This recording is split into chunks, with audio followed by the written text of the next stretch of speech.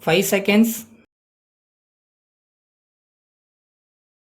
Start. Mr. Prime Minister, ladies and gentlemen, it is really very kind of you, Mr. Prime Minister, to have taken the trouble of coming over to this place to inaugurate this 10th conference of our chamber. Our thanks are due to you for responding to our invitation to grace the occasion with your presence in the midst of important activities and duties. I hope you would have had the time to go through the papers sent to you which explain the activities of our chamber. On this happy occasion, we do not wish to trouble you with a number of requests and appeals. As an alert Prime Minister, we are sure that you are already aware of our day-to-day problems, and it is needless for us to enumerate them to you in great detail. Nevertheless, I consider it my duty to bring to your kind notice certain areas in which we would very much like your sympathetic consideration in the light of the facts which are in our favor.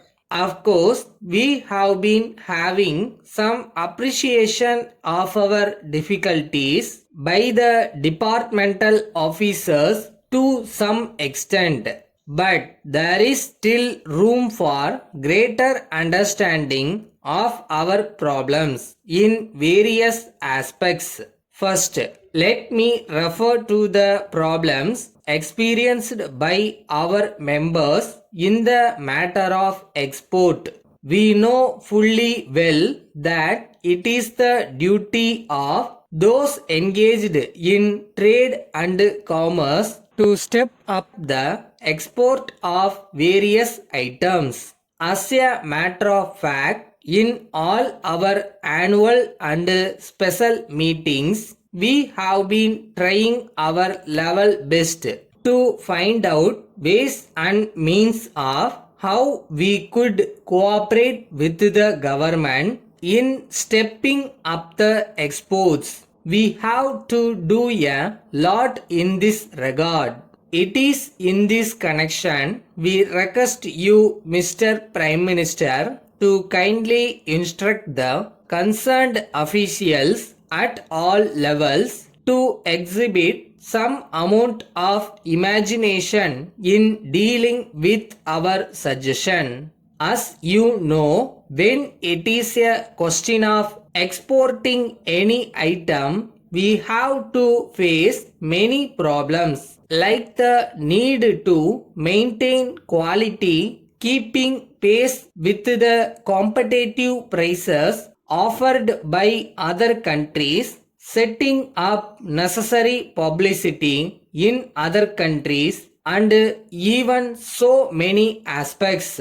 There are also certain other items and areas which we cannot openly discuss in a conference like this. All these are items which involve huge expenditure. If we want to export very high quality materials, we have to use best quality raw materials, which means incurring higher expenditure. The government must therefore come forward with necessary concessions in the matter of import of some raw materials by way of tax concessions, by way of reduction in license fee, and so many other factors. It is our sad experience that we do not get full cooperation from the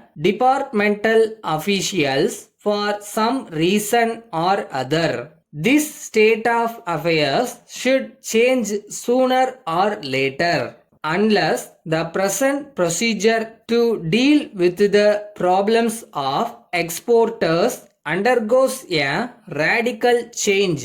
The export trade will be greatly affected. Letter dated 10th May 1983 from Messrs. Ganesh and Company Limited, Madras to Messrs. Sundar and Sons, Erode.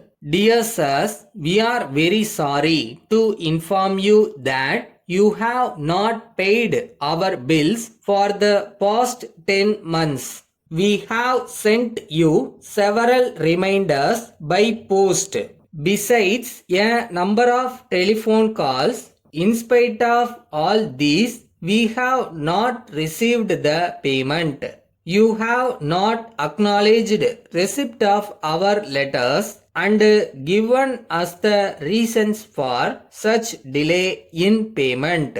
We are aware that in the past you have been very regular in your payments and we have had no occasion at all to make any complaint to you about delayed payments. Suddenly, we find that it has not been possible for you to clear our bills. We are at a loss to understand why you have not chosen to reply to our letters. We are deputing our manager to meet you in person next week to find out your difficulties. If you explain to him your position, he will offer you suggestions to solve your difficulties. If he could not do this, he will report to us and we will give you helpful solutions. Yours faithfully.